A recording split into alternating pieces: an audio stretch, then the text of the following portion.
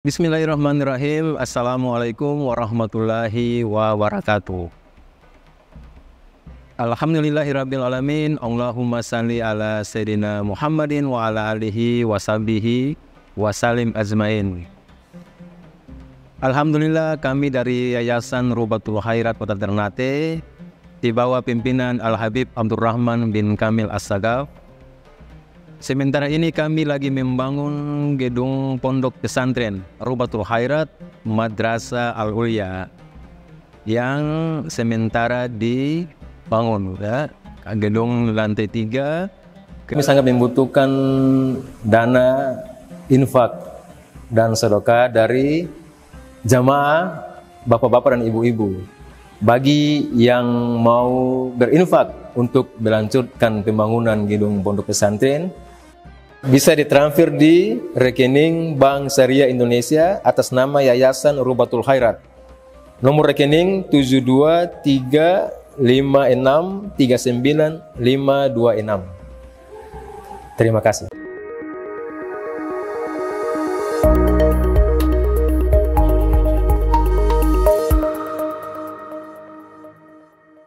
Muttaqin dan hadirin hadirat yang insyaallah dirahmati Allah Subhanahu wa taala.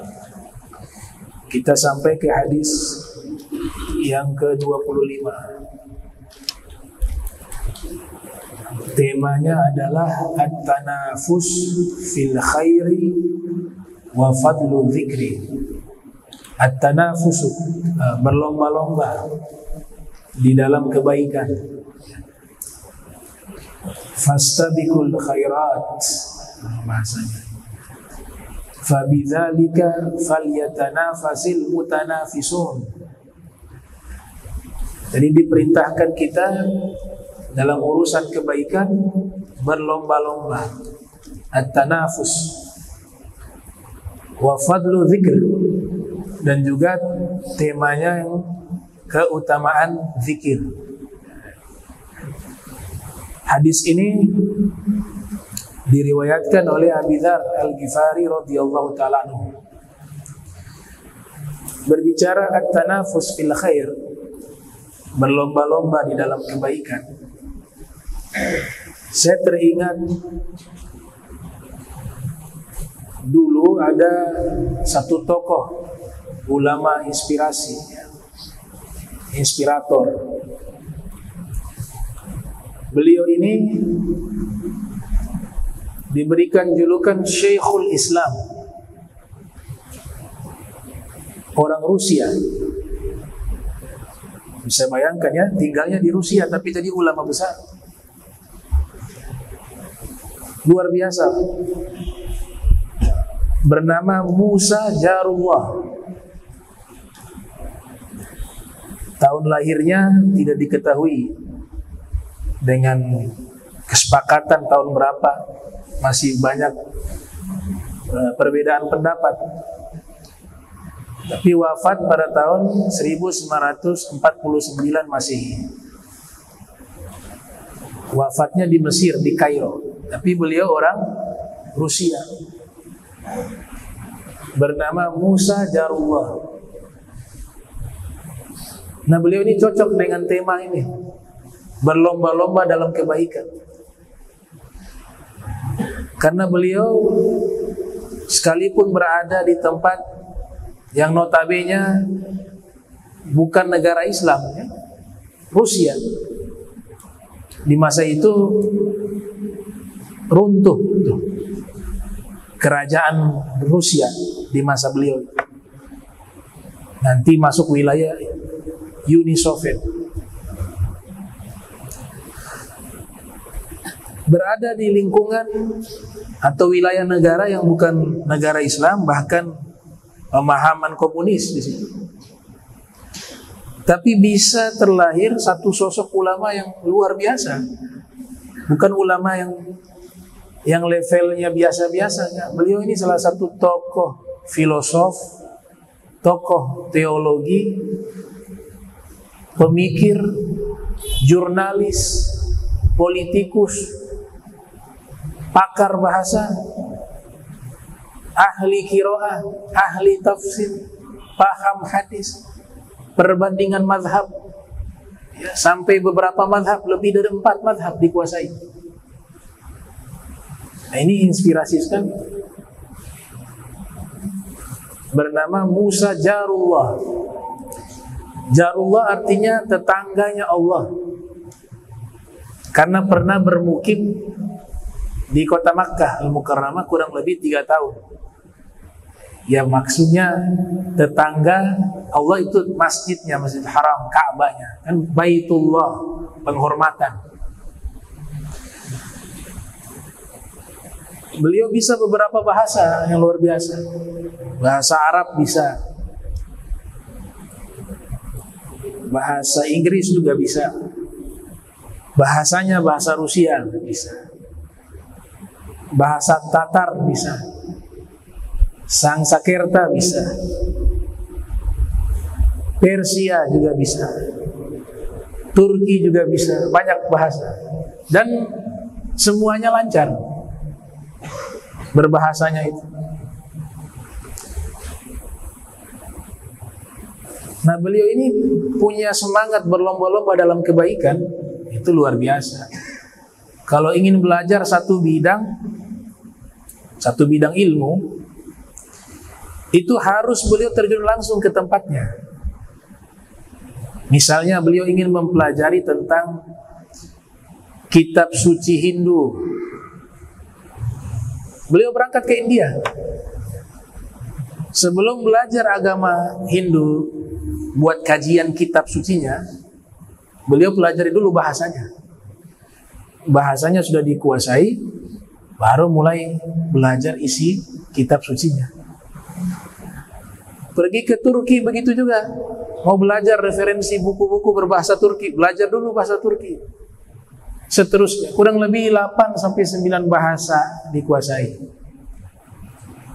Luar biasa. Kalau ngajar pakai setelan pakaian Eropa, ya, ngajar pakai jam-jam yang biasa dibawa, ya. Kemudian jas,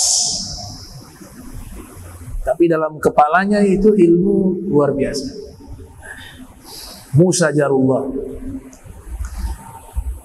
Nah, beliau ini punya semangat at-tanafus fil khair, berlomba-lomba dalam kebaikan, tidak pernah menghalangi apapun, keadaan sulit apapun, tetap beliau punya moto, selalu terus belajar.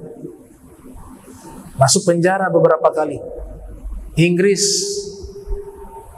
mengintai beliau, karena beliau juga selain ulama, beliau juga seorang, bahasanya apa ya, Rijalud Daulah. Rijalud Daulah ini artinya pembaharu, visioner, seorang reformer, ingin mempersatukan negara-negara Islam untuk bisa berdiri satu negara, satu kekuatan Islam untuk menandingi Inggris, yang dianggap Inggris waktu itu sebagai negara yang terkenal adikuasa, yang banyak menguasai wilayah-wilayah Islam dengan sekutu-sekutunya. Nah, dari situlah beliau masuk penjara. Beliau balik ke Rusia juga, dimasukkan penjara juga. Tapi dalam kondisi seperti itu tidak menghalangi beliau untuk berlomba-lomba melakukan kebaikan. Dimasukkan ke dalam penjara, justru di waktu beliau di dalam penjara, beliau mengarang kitab. Dan kitab-kitabnya itu kitab yang levelnya tinggi. Ada beberapa kitab berbahasa Arab yang ditulis oleh beliau. Al-Wathiqah, ya, tentang studi kritis. Bahkan menulis kitab Tarikh Al-Quran wal Masahif, sejarah Al-Quran dan Mushaf. Itu beliau tulis kitabnya berbahasa Arab. Ada kitab beliau yang luar biasa juga, berjudul Thayyibah, membahas qiraah asyar. Cara membaca Al-Quran ada 7 yang terkenal. Al-qiraatu sab'ah. Beliau bahasnya al-qiraatu al-ashrah, 10 qiraah. Mensyarahi kitab ulama Ibnu Al-Jazari. Kitab lainnya yang beliau tulis, Ayyamu Hayatin Nabil Karim, membahas biografi Nabi Muhammad sallallahu alaihi wasallam. Yang tidak habis dipikir ketika membaca kitab-kitabnya. Nah, beliau ini orang Rusia, tinggal di wilayah komunis. Kehidupan tidak segampang kita. Mau ibadah saja susah. Kok bisa beliau jadi sosok seorang ulama besar, menguasai 8-9 bahasa, hafal Al-Quran, paham tafsir, paham qiraah, paham sejarah Nabi. Karena tadi berlomba-lomba dalam kebaikan. Kita ini kan kurang sungguh-sungguh. Ya, makanya jadi mulai kayak kita begini. Kalau membaca biografi mereka, kita jadi berkaca. Oh, seperti itu. Nah, Musa Jarullah ini, beliau belajar di beberapa wilayah. Di antaranya belajar di ayahnya. Ayahnya seorang ulama. Dan hebatnya, walaupun penampilan modern, beliau itu seorang mursyid tarekat. Mursyid tarekat di Dagestan, ya, tarekat Naqsyabandiyah, Al-Khalidiyah. Yang berbeda dengan beliau, yang lain bertarekat pakaian sufi, ya. Beliau dengan jas. Dengan jas. Seakan-akan beliau ingin menunjukkan bahwa memang pakaian dalam agama itu penting. Ya, ada ungkapan mengatakan man tagayyara zayyuhu tagayyara dinuhu. Man tagayyara zayyuhu tagayyara dinuhu. Orang yang penampilannya berubah, agamanya juga ikut berubah. Maksudnya apa? Maksudnya ketika penampilan kita dengan pakaian-pakaian yang brandnya itu adalah pakaian muslim, tentu kita akan malu pergi di tempat-tempat yang tidak baik. Secara tidak langsung pakaian ini menghalangi kita melakukan perbuatan yang tidak baik. Masa pakai kopiah, baju muslim, sarung, pergi ke pub, dia sendiri akan malu. Berarti pakaian ini punya peran luar biasa. Begitu juga orang yang pakaiannya, mohon maaf, celananya sobek-sobek, ya, sehingga auratnya kelihatan. Tiba waktu sholat, pengen sholat sebenarnya, tapi aduh pakaian kayak begini malu. Berarti pakaian menghalangi dia untuk taat. Dan pakaian juga membantu dia untuk taat. Jadi pakaian dalam pandangan agama Islam sesuatu yang penting perannya. Kalau tidak penting, lantas kenapa ada hukum al-libas yang dibahas oleh para ulama panjang lebar di dalam kitab-kitab mereka? Hukum pakaian itu ada pembahasan khusus. Kenapa dibahas pakaian? Karena sesuatu yang urgen, sesuatu yang penting. Tapi Musa Jarullah ini ingin mengajarkan sesuatu yang berbeda. Kenapa beliau seorang mursyid pakaiannya pakaian modern?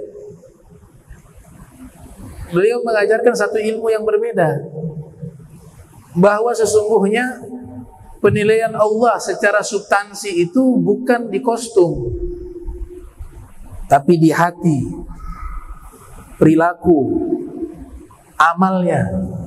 Sesuai dengan hadis Nabi, innallaha la yanzuru ila suwarikum wala ila ajsamikum walakin yanzuru ila qulubikum. Allah Ta'ala tidak melihat fisik kalian, rupa kalian, kostum kalian, tapi yang Allah lihat adalah isi hati kalian, niat kalian, amal kalian. Tapi bukan berarti pakaian tidak penting ya pakaian. Cuma ada ilmu yang lain yang membahas sesuatu yang lebih substansi. Kalau kamu penampilannya bagus, maka kamu juga harus menata hatimu sebagus penampilanmu. Abu Hasan Sazili, seorang sufi kabir, tarekatnya sampai sekarang berkembang, at-tariqah as-Saziliyah. Kalau memakai pakaian itu kalau dihitung dengan rupiah bisa ratusan juta. Pakaian mewah di zaman itu digunakan.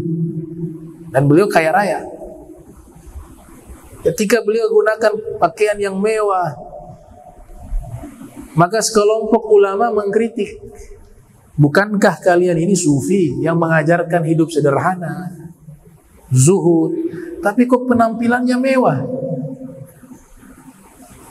Sedangkan sufi-sufi yang lain pakaiannya sederhana, bahkan ada pakaiannya, mohon maaf, kumuh, karena sudah tidak peduli lagi dengan penampilan. Tapi antum sufi yang berbeda, pakaiannya paling mewah. Apa kata beliau? Pakaian saya ini, saya sengaja memakai pakaian mewah agar menunjukkan kepada manusia bahwa saya mengajar agama ini tidak meminta apapun kepada kalian. Sudah kaya, pakaiannya saja mewah. Tapi pakaian kalian, para sufi yang pakaiannya kumuh, itu secara tidak langsung mengatakan kepada manusia, saya orang susah, bantu saya. Nabi mengatakan, al-yadu ulya khairun minal yadi sufla.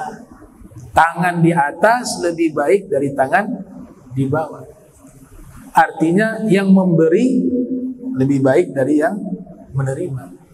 Nah itu, jadi hukum kostum pembahasannya khusus karena penting. Nah, Musa Jarullah mengajarkan apa?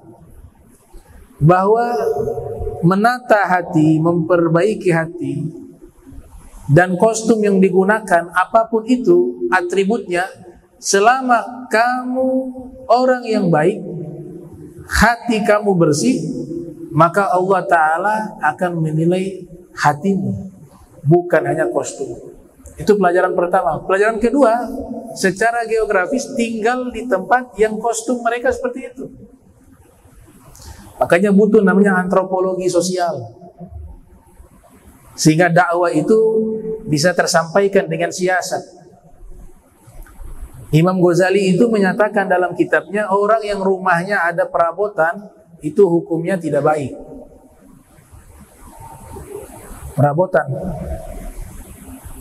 Kenapa demikian? Apakah dilarang? Maka kita butuh antropologi sosial. Di zaman Imam Ghazali, di zaman itu kebanyakan orang miskin, orang susah, sehingga rumah mereka itu tanpa perabotan. Imam Ghazali ingin menyampaikan satu pendapat yang sesuai dengan zamannya, dengan kondisi sosialnya, bukan melarang itu.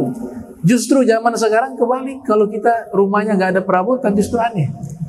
Masuk kursi tidak ada, meja makan tidak ada, karpet tidak ada. Itu yang dibutuhkan namanya antropologi sosial. Jadi nilai zuhud itu bukan di benda, bukan di harta. Orang kaya tapi hatinya tidak cinta kepada sesuatu yang dia miliki berupa materi, tidak melalaikan dia dengan harta tersebut, bahkan dia senang berbagi, maka dia orang zuhud. Orang miskin, orang susah, tidak punya apa-apa, tapi setiap hari menghayalnya pengen kaya, lupa kepada akhirat, maka dia bukan orang yang zuhud. Jadi nilai zuhud itu bukan di harta, nilai zuhud itu di hati. mencintai sesuatu yang membuat dia lupa akan kewajibannya, dia lupa kepada kehidupan akhiratnya. Nah, inilah yang disebut dengan hubbud dunya. Dalam bahasa Malik bin Dinar, hubbud dunya ra'su kulli khati'ah. Cinta dunia pangkal dari segala kesalahan. Nah, itu Musa Jarullah. Beliau belajar di Rusia kepada ayahnya, kemudian beliau belajar juga ke Azhar di Mesir. Bahkan belajar sampai ke India, sampai ke Cina, kemudian Makkah, Madinah, Turki. Ini beliau keliling belajar. Puluhan tahun waktu habis. Bahkan saking hebatnya beliau itu punya Al-Quran tulisan tangan sendiri.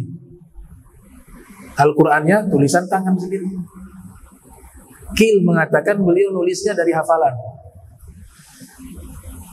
Al-Qurannya sampai sekarang masih ada, diwariskan kepada anaknya terus sampai ke cucunya. Nah, tulisan Al-Qurannya itu disamakan dengan Al-Quran yang cetakan itu, yang sudah ditashih, sudah dikoreksi. Sama, nggak ada yang salah. Padahal beliau tulisan tangan.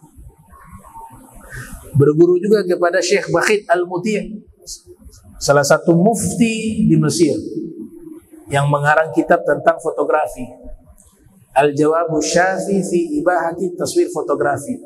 Nah, Syekh Musa Jarullah belajar kepada beliau. Dan beliau ini ahli sunnah wal jamaah. Ya, beliau mazhabnya Hanafi. Akidahnya Maturidiyah. Ahli teolog juga. Ahli ilmu kalam. Yang zaman beliau ada muncul di Turki salah satu ulama ahli kalam bernama Syekh Mustafa Sobri, pengarang kitab Mauqiful Aqli wal Ilmi wal Alam. Itu zamannya tidak jauh, satu zaman. Nah,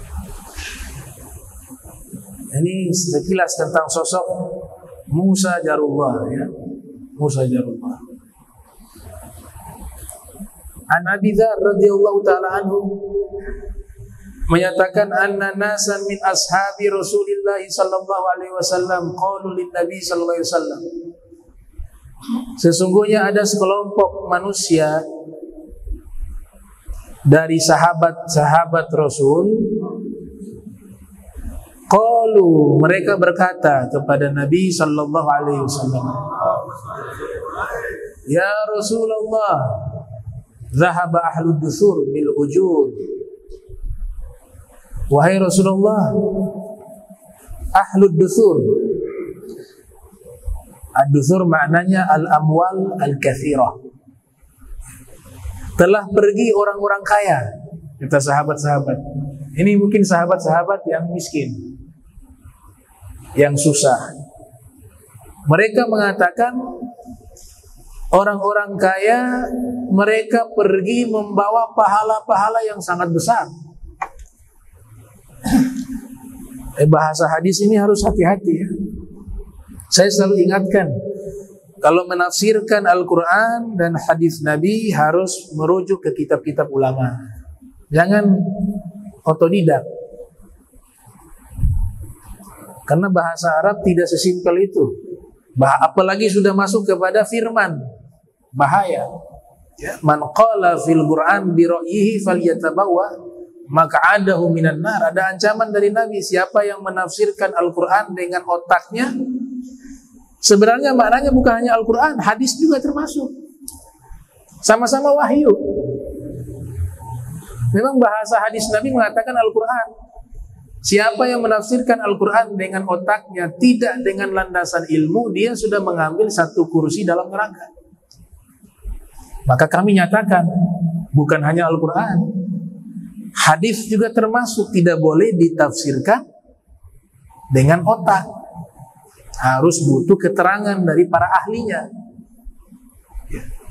Kata birrun, kalau digundulkan itu bisa paling sedikit tiga arti itu, ba dan ro.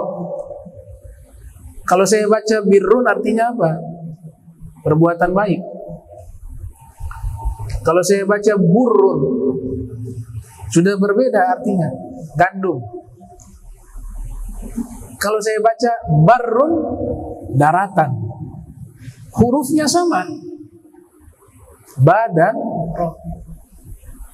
Kalau ketika membaca kitab kan tanpa harokat, berarti ada 3 kemungkinan arti tersebut. Jadi salah harokat merubah arti, apalagi salah huruf. Ya, al-qari'atu, ada al-qari'ah, dikatakan hari kiamat, salah ini. Berarti menyalahkan seluruh ulama di seluruh dunia dan ulama terdahulu. Kenapa diartikan salah? Karena cara baca dan cara bacanya pertama salah. Hurufnya juga salah. Dibacanya al-qari'ah. Yang betul pakai ain, al-qari'ah.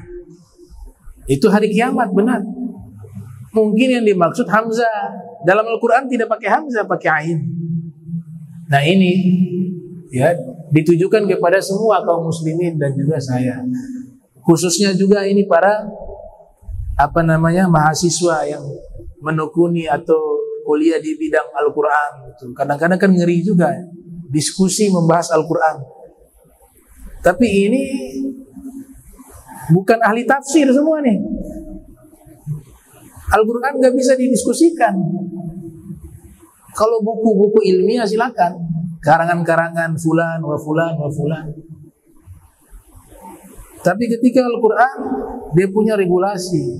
Imam Suyuti bilang minimal 80 ilmu dia kuasai. 80 ilmu baru diizinkan dia menafsirkan Al-Quran. Tentu ilmu yang berkaitan dengan masalah tersebut. Tidak main-main. Jadi menafsirkan Al-Quran tidak boleh sembarangan. Begitu juga hadis Nabi. Kenapa? Karena dua-dua ini wahyu. Inna nahnu nazzalna az-zikra wa inna lahu lahafidh. Kami turunkan az-zikra. Allah tidak sebut Al-Quran di situ. Apa kata az-zikra? Penyebut. Tafsirannya Profesor Dr. Said Muhammad bin Ali Al-Maliki mengatakan makna az-zikra 2. Yang pertama Al-Quran, yang kedua as-sunnah. Kata menurunkan adalah isyarat bahwa itu berasal dari wahyu. Turun. Simboliknya langit ya. Berarti Al-Quran dan sunnah adalah wahyu. Maka dua-dua ini gak boleh sembarangan. Saya ambil contoh ya dalam hadis. Dalam hadis kita gak boleh tertuju kepada makna leksikal saja, makna teks. Dalam hadis riwayat Imam Al-Baihaqi, Nabi katakan la taskunu al-kufura. La taskunu al-kufura. Fa inna sakinal kufuri kasakinil kuburi. Kalau makna teks gak bisa ini. Saya terjemahkan ya. Kalian jangan tinggal di kafir-kafir. Kalau dipahami itu dari kata kafir, kufur. Kufur ni'mah. Jangan kalian tinggal kafir. Bisa gak dipahami? Gak bisa. Karena maknanya bukan itu. Maknanya bukan itu. Yang dimaksud oleh Nabi bukan itu. Apa kata al-kufur? Al-kubur. Ada kata kunci tadi lanjutannya. Jangan kalian tinggal kafir. Sesungguhnya penduduk kafir itu seperti penduduk kuburan. Apa maknanya? Ternyata bukan kafir di situ. Maknanya adalah al-garyah al-ba'idah an buldanil ilmi. Kampung tempat tinggal yang jauh dari ilmu. Jadi kufuro di situ artinya kampung yang jauh dari ilmu. Itu contoh. Karena kampung yang jauh dari ilmu penduduknya itu seperti kuburan, penduduk di kuburan, diam. Ulama-ulama dulu kalau datang di satu wilayah, orang-orang alim ya terdahulu, wilayah itu tidak ada yang pernah bertanya tentang ilmu. Dia mengatakan, ya mutun nas, ya manusia sudah mati di tempat ini, kita pindah tempat lain. Kalau ilmu sudah tidak ada, gak ada berkah di situ, pindah tempat lain. Disimbolkan seperti orang mati. Gitu. Luar biasa yang bahasa ini. Ada satu hadis, sebab satu huruf, bukan satu kata, satu huruf. Sebab satu huruf, kajian satu huruf itu memakan lembaran sampai hampir 1000 lembar. Satu huruf toh. Kalau kita kumpulkan kajian para ulama membahas tentang huruf itu satu persatu. Huruf lam. Di dalam hadis Nabi, sumu li ru'yatihi wa aftiru li ru'yatihi fa in ghumma 'alaikum fa aqmilu 30 yawman. Puasalah kalian ketika kalian melihat hilal, dan berbukalah kalian ketika kalian melihat hilal, bulan sabit ya. Kalau awan menutup, sempurnakan 30 hari. Namanya al-istiqmal. Yang dibahas oleh ulama ahli bahasa Arab panjang lebar, sampai kitab mereka itu kalau dikumpulkan bisa sampai 1000 lembar hanya membahas huruf apa? Li ru'yatihi. Lam di li ru'yatihi itu. Puasalah kalian li ru'yatihi. Li itu kan lam. Ini lam apa ini? Dalam ilmu nahwu, dalam ilmu bahasa Arab disebut lam apa ini? Apa harfu jar? Baik, kalau harfu jar maknanya apa di situ? Karena kalau diterjemahkan secara lafaz kurang cocok. Puasalah kalian untuk melihatnya. Benar gak bahasa itu?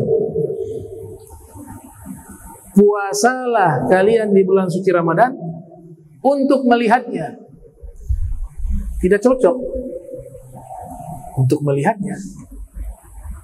Maka dikaji oleh pakar bahasa. Salah satunya Ibn Hisham Al-Misri.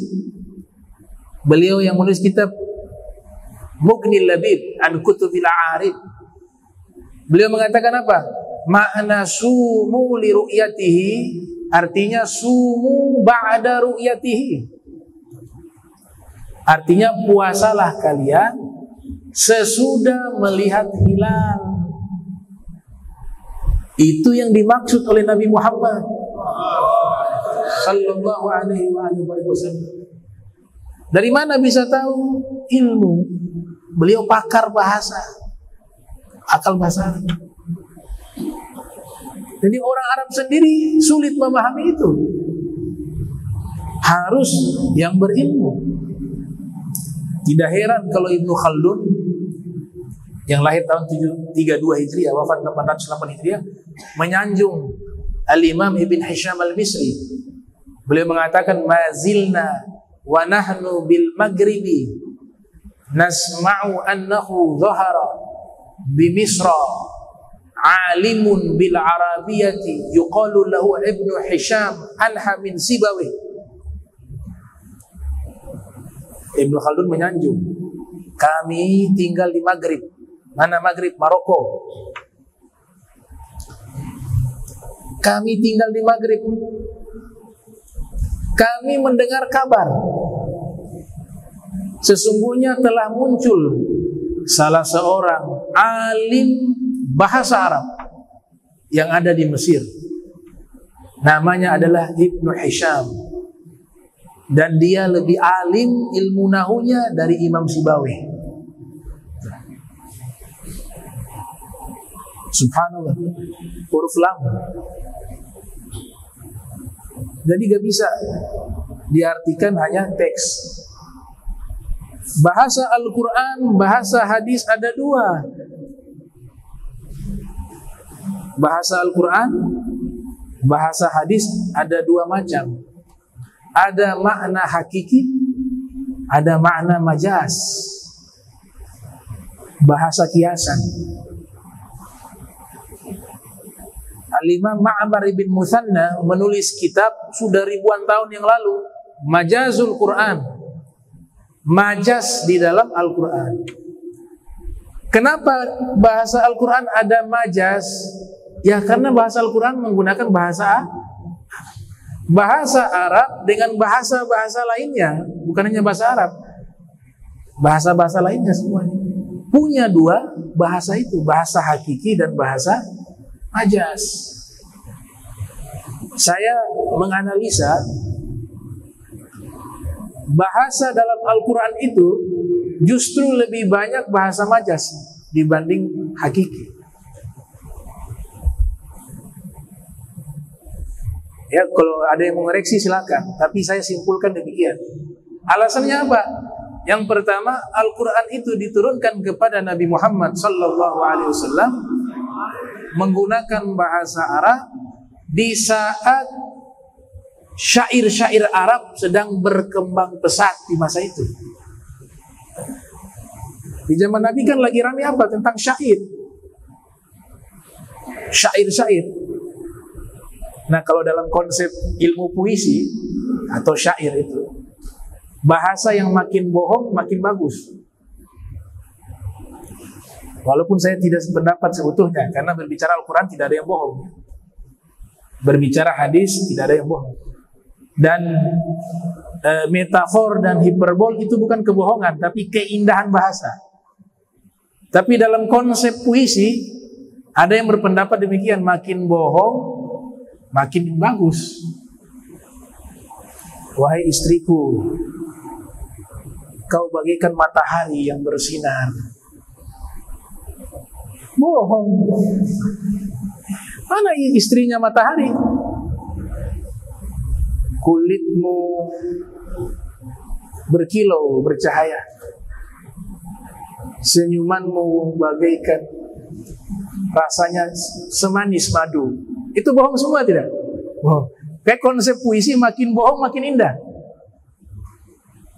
Makin bohong makin indah. Tapi kalau dalam ilmu bahasa, ilmu balaghah, itu bukan kebohongan, tapi apa namanya? Uslub, keindahan bahasa. Makanya Al-Quran lebih banyak kiasan dibanding hakiki. Karena Al-Quran ini turun di masa-masa sedang berevolusi syair-syair Arab, dan memang orang-orang Arab itu suka bersyair dengan sajak juga musajjah, dengan syair-syair. Nah, kebanyakan syair, kebanyakan puisi menggunakan bahasa hakiki atau majaz.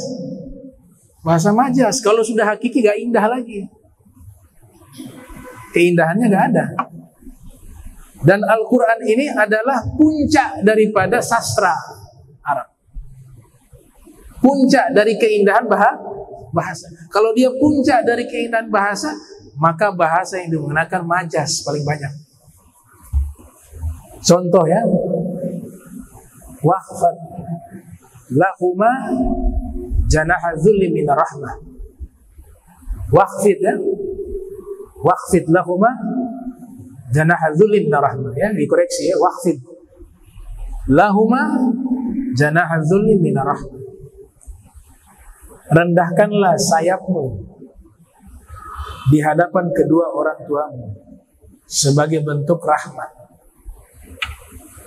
Ini bahasa hakiki atau majaz nih? Majaz ya ikhwan. Mana ada manusia punya sayap?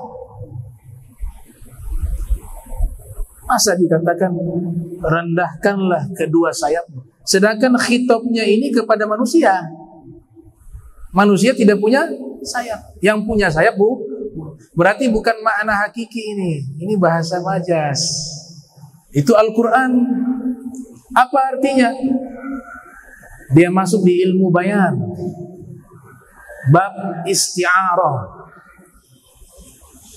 masuk kategori majaz. Artinya rendahkanlah sayapmu seperti burung di hadapan kedua orang tuamu dari bentuk rahmat. Burung itu kalau merendahkan sayapnya dia membungkuk. Simbol dari kerendahan hati, tawadhu. Berarti yang dimaksud, kita diperintahkan oleh Allah, apabila berada di hadapan orang tua, kau harus merendahkan dirimu di hadapannya, tawadhu. Nah itu namanya majas. Majas. Al-yadu ulya khairun minal yadi sufla. Tangan di atas lebih baik dari tangan di bawah. Itu hakiki atau majas? Majas. Kalau hakiki gak bisa diterima oleh akal. Masa karena sebab tangan di atas dia mulia? Di atas. Maka siapa tangannya paling di atas, dia paling mulia, dia lebih baik. Kan bukan itu maksudnya Nabi. Makanya ulama-ulama hadis menjelaskan maksudnya yang memberi lebih baik dari yang menerima. Berarti majas. Ada kinayah juga namanya, istilah-istilah khusus kinayah. Hammalatal hatab wa imra'atuhu hammalatal hatab. Istrinya membawa kayu bakar. Itu hakiki atau majas? Itu bukan hakiki, tapi itu bahasa majas, masuknya kinayah dia. Istilah khusus yang digunakan oleh bangsa Arab. Artinya orang yang bawa kayu bakar itu, kalau bahasa Indonesia tukang kompor. Tukang kompornya bukan hakiki, tapi suka buat orang berkelahi. Sana bakar sana. Makanya Abu Lahab. Lahab artinya api yang menyala. Ini yang buat jahat, ini perempuan. Perempuan ini yang bakar sampai jadi jahat. Diistilahkan dengan membawa kayu bakar. Artinya apa? Tukang adu domba. Suka memfitnah, memprovokasi. Majas. Tepatnya dia kinayah, dia bukan hakiki. Ada istilah juga, orang yang dermawan dalam bahasa Arab, istilahnya disebut seseorang yang berdebu. Itu dikatakan orang yang dermawan. Dan memang berbeda dengan bahasa kita. Jadi kalau kinayah itu tergantung tempat, tidak harus sama persis. Beda sesuai dengan tempat tinggal dan adat istiadat yang berlaku di sana. Kenapa orang dermawan, orang-orang Arab mengatakan dengan debu? Karena di zaman itu ketika ada tamu datang, pemilik rumah itu langsung ke dapur, siapkan makanan. Kompor yang ada di masa itu kan pakai kayu bakar. Ada yang pakai abu tungku ya kalau bilang tuh. Nah ketika masak itu kan debu. Sehingga dia ketika keluar dari dapur membawa makanan itu wajahnya berdebu. Dia berdebu karena apa? Dia masak khusus untuk tamu. Dia menderma, maka dijadikan lelaki yang berdebu orang dermawan. Nah itu bahasa-bahasa. Jadi tidak semudah itu memahami Al-Quran. Dulu yang lucu kan Nabi sesat kan. Surah Wadduha masih ingat?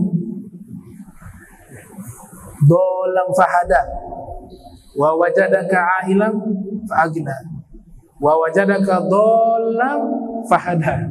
Dia mendapati kamu, Allah mendapati Nabi Muhammad dalam keadaan sesat. Hasya wa kal. Bahaya itu ya, mungkin tidak tahu ya, Allah maafkan. Makanya jangan gampang mengartikan Al-Quran tanpa rujukan tafsir. Gak bisa. Taib. Dan masih banyak tuh kinayah, majas itu banyak sekali, contoh-contohnya di dalam Al-Quran, di dalam hadis Nabi Muhammad SAW. Ada bahasa yang Nabi katakan innamal ma minal ma. Sesungguhnya air dari air. Innamal ma bil ma ya. Apa minal ma? Innamal ma bil ma. Atau kama qala sallallahu alaihi wasallam. Sesungguhnya air itu dengan air. Ini juga masuk kepada majas. Kalau kita sendiri secara mandiri memahami, gak akan bisa ketemu jawabannya. Apa maksudnya Nabi? Air dengan air. Tapi ketika para ahlinya menjelaskan, baru kita paham. Oh, ulama menjelaskan maknanya ketika air mani itu keluar, maka dia hadas besar. Bisa mensucikan dia kembali, terbebas dari hadas besar dengan cara mandi menggunakan air. Itu yang dimaksud. Sesungguhnya air dengan air.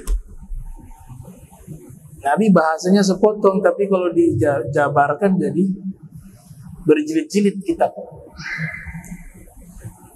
Ya, hadis ini menerangkan bahwa sahabat yang miskin, yang fakir, mereka mengatakan, wahai Rasul, orang-orang kaya itu mereka pergi membawa pahala yang besar. Karena apa? Ada satu amalan yang orang miskin tidak bisa lakukan. Sedekah, berbagi. Orang kaya bisa. Itu maksudnya tuh, mafhumul mantuknya di situ. Jadi mereka bertanya itu untuk apa? Ingin berlomba-lomba dalam amal, pengen kayak mereka, tapi gak bisa. Makanya lanjutannya apa? Mereka sholat, kami juga sholat, pahalanya sama. Mereka puasa, kami juga bisa puasa. Tapi ketika mereka sedekah dengan kelebihan harta mereka, nah kami gak bisa di situ. Berarti pahala mereka lebih besar dibanding kami, lebih banyak dibanding kami. Nah, Rasulullah SAW beliau mengatakan, beliau berikan solusi ini. Awalaysa qad ja'alallahu lakum ma tasaddaqun. Bukankah Allah jadikan kepada kalian sedekah di pintu yang lain? Sedekah itu bukan hanya dengan harta, dengan uang. Kalau kalian tidak punya uang, kalian bisa bersedekah dengan cara yang lain, kata Nabi. Cara yang berbeda. Apa itu? Inna bikulli tasbihatin sadaqah. Kalian baca tasbih sadaqah. Itu sedekah. Ini sifatnya Rasul, selalu menyenangkan hati orang. Coba lihat, mereka datang ingin berlomba-lomba berbuat amal baik. Orang kaya mampu sedekah, mereka tidak mampu. Disampaikan kepada Nabi, Nabi ingin menghibur hati mereka. Tenang, masih ada, kalian bisa dapat pahala yang sama. Dengan banyak zikir, banyak tasbih. Itu kan akhlak, namanya apa? Jabirul khawatir. Menyenangkan hati orang. Jangan bilang, oh iya, anak miskin memang susah. Anak kayaknya miskin selama-lamanya sudah ini. Gak bisa, anak akan kalah di pahala. Bukan begitu caranya. Insya Allah, anak tenaga kan ada, anak bisa bantu ini, itu kan pahalanya. Begitu. Rasulullah itu tidak pernah menyakiti hati orang. Selalu menyampaikan sesuatu yang menyenangkan hati orang. Makanya Nabi katakan, ada satu teman di dalam kubur. Kita masuk kubur nih. Ada satu teman datang, tapi kita tidak pernah kenal. Nah, yang menemani kita di kuburan ini selalu membuat kita bahagia. Dia berwujud makhluk, wallahu alam, berupa manusia atau malaikat, wallahu alam. Tapi saya temukan riwayat ini ada dalam kitab Ajalatus Sibak ila Makarimil Akhlaq. Dia hibur nih penghuni kubur tersebut. Dia tanya, kamu ini siapa? Kok menyenangkan sekali. Maka dijawab oleh makhluk ini, saya adalah kebahagiaan. Yang dulu kau di dunia pernah membuat seseorang bahagia dengan sebab kamu, maka Allah jadikan kebahagiaan itu berwujud diriku yang memiliki tugas membahagiakan dirimu itu sampai nanti masuk ke dalam surganya Allah Ta'ala. Ini babul farah. Jadi membahagiakan orang dapat pahala. Makanya Nabi hibur, sedekah. Tapi orang kaya jangan sedekah begini.